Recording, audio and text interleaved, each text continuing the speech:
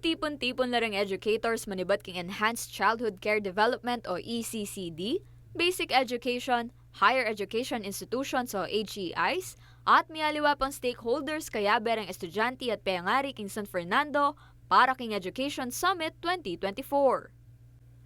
Mibay titi pauli na ning inisyatiba ning Multi-Sectoral Governance Council o MSGC at lokal na kapanibalan ning Siyudad San Fernando bang i-address ing education crisis base king resulta ning Second Congressional Commission on Education o EDCOM 2.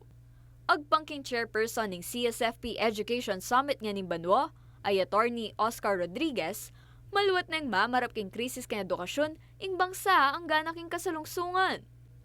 Patune keni reng linwal kareng national at international assessment nung nuka rin mangulela lareng estudyanteng Pilipino kareng fundamental subjects kalupa ning math, science at reading ang timurin king creative thinking. Pauli na nini, maulaga ka nung kimot at maging parti ning solusyon king Miss Education inyapin makanini ka no kasigasig ing MSGC na isubong ing Education Summit. Pero sa buong Pilipinas, number 7 ang mga bata natin sa siyudad ng San Fernando.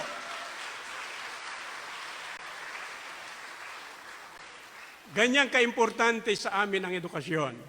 Prinesenta na naman ning Chief Technical Specialist ning EDCOM 2 ay Krupskaya Año Nuevo nang mapilang highlights ning EDCOM 2.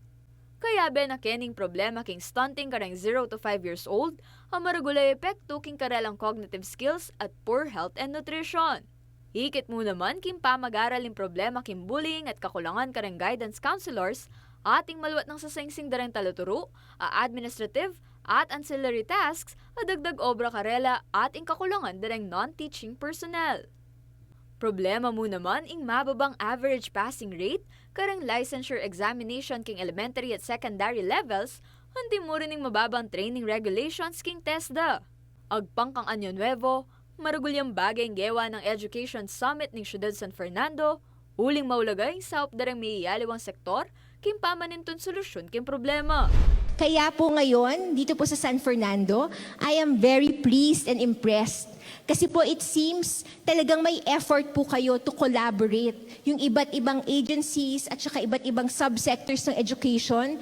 Just, ito po, itong summit na ito, this is proof that you are really trying to collaborate and work together. And that's not what's happening sa national level, unfortunately. King mumunang aldo ning mesabing summit, miyaliwang plenary sessions ding merapat. Kaya ka rin ing assessment king ECCD programs, mag-evaluate king basic education quality at accessibility, higher education at TVET king syudad. Kini dinakerereng educators, estudyante at payangari, ring karelang maglalawen nung mararapat king syudad ning San Fernando ing linwal king EDCOM report. Mika presentation mo naman kareng meging output dareng workshop. Gamita ne manini para kareng education initiatives at programang gawan king syudad. Manwala ne man ni Rodriguez na ating solusyon basta ating commitment at determinasyon ami ka reforma king edukasyon para king kinabukasan dareng kaya na kang Fernandino.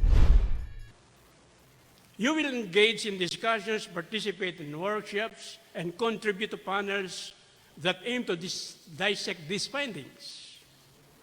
I challenge each of you to think critically, collaborate openly, and innovate fearlessly. We must do something. Sabi nila, anong magagawa natin? Wala tayong pera, hindi natin padre. Sabi ko, magsilbita mo ako. What does that mean? Yes, we can. Kaya Jennifer Salenga, ako po yung kayong Talasuyo, Arlen Salonga, ating pusong makabalen.